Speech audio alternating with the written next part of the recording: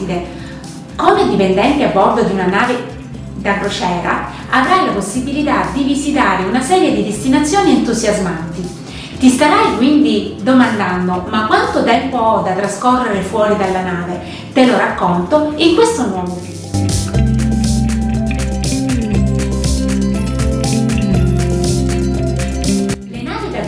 Navigano in tutto il mondo. Ad esempio, l'anno scorso sono stata su una nave da crociera che ha viaggiato da Acapulco attraverso il canale di Panama, intorno ai Caraibi, attraverso l'Atlantico, fino al Mediterraneo, quindi si diresse verso il Nord Africa, intorno alle isole britanniche, attraverso il Mar Baltico e di nuovo attraverso l'Atlantico fino a New York.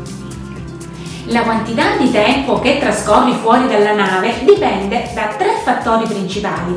Numero 1, il rapporto che hai con il tuo diretto supervisore. Questo fa la differenza e perché questo è importante te lo spiegherò più avanti. Numero 2, la quantità di tempo che la tua nave consente ai passeggeri di visitare i porti. Numero 3, la tua posizione sulla nave da crociera. I membri dell'equipaggio che lavorano in reparti che sono chiusi e in posizioni che hanno poco da fare quando una nave è in porto, generalmente hanno più tempo libero in ogni porto. Quando la nave si ferma nei porti, la maggior parte dei membri dell'equipaggio è autorizzata e nella maggior parte dei casi incoraggiata a scendere dalla nave ed esplorare. In generale, i membri dell'equipaggio possono rimanere per esplorare il porto fino a un'ora prima della partenza, ovviamente a meno che non siano in servizio. Ti darò di seguito alcune dritte, ma prima di continuare con tutti i suggerimenti, consigli e raccomandazioni che ho acquisito con l'esperienza, ti chiederei di lasciarmi un like di supporto ed un commento. Poi, se ti va, iscriviti al canale. Intanto estendo un grazie a tutti coloro che si sono già iscritti e che mi seguono da tempo. Dicevamo, quando una nave è in porto, la maggior parte degli ospiti scende a terra. Come membro dell'equipaggio puoi farlo anche tu ed esplorare le rispettive destinazioni. Tuttavia questo dipende dal tuo dipartimento e dal tuo programma di lavoro e anche se non hai la possibilità di scendere a terra quel giorno, il panorama della maggior parte delle coste e delle città da solo non ha prezzo. Con un po' di pianificazione e un po' di esperienza puoi vivere momenti indimenticabili durante la tua pausa pranzo o anche durante i pernottamenti dove lavoro. Su alcune navi da crociera hai anche la possibilità di noleggiare una bicicletta a bordo ed esplorare la destinazione.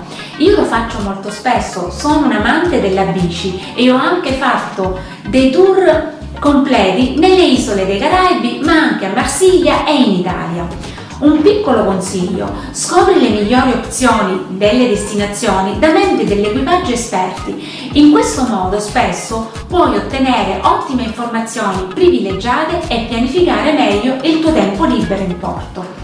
Ad esempio, cosa c'è nella tua lista dei desideri? Hai sempre desiderato provare lo street food di Hong Kong, provare la vera pizza italiana a Napoli o vedere i fuochi d'artificio a Malaga? Ottimizza il tuo tempo libero e ci riuscirai. Il team delle escursioni a terra, con l'autorizzazione del comitato equipaggio, organizza escursioni per tutti coloro che hanno tempo e vogliono partecipare. In molti casi il tuo diretto supervisore può aiutarti con un orario di lavoro flessibile che ti consenta di unirti al tour che sognavi da tempo e che speri di fare. Di opportunità ce ne sono tante, da un safari in Sudafrica alle immersioni nei Caraibi fino a un giro in elicottero sui ghiacciai dell'Alaska. Esperienze condivise e ricordi condivisi che non dimenticherai mai. Ma cosa succede se in qualche modo perdi la nave quando sei in porto? Questa non è mai una buona idea e potrebbe comportare una punizione o la perdita del lavoro. La maggior parte delle compagnie richiede che il proprio equipaggio sia a bordo un'ora prima della partenza. Presta molta attenzione al programma di navigazione e tieni d'occhio l'orario di rientro per il crew. Tuttavia, se per qualche buona ragione perdi la nave, gli agenti della tua compagnia di crociera ti aiuteranno a ritrovare la nave e a salire a bordo in uno dei porti successivi. Questo però comporterebbe delle spese a tuo carico e possibili altre complicanze una volta a bordo. motivi per i quali molti si uniscono ad una vita in mare e conoscere le destinazioni fa la più grande differenza rispetto ad un lavoro a terra. Bene, fino a qui il video di oggi. Spero di averti tenuto compagnia e di aver risposto almeno ad una delle tue domande. Non dimenticarti di lasciarmi un like ed un commento e noi ci vediamo alla prossima. Ciao ciao!